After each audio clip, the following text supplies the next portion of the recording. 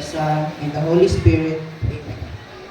Our most loving, gracious Heavenly Father, the fountain of all goodness and graces, with our grateful hearts in you alone, we lift up our thanksgiving, praises, and adoration.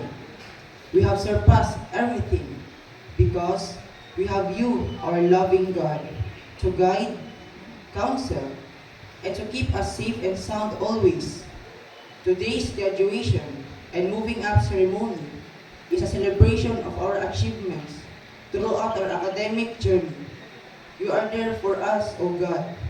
Continue to bless PKN, our second home, the administration, and to the loving and dedicated teachers who have become our second parents.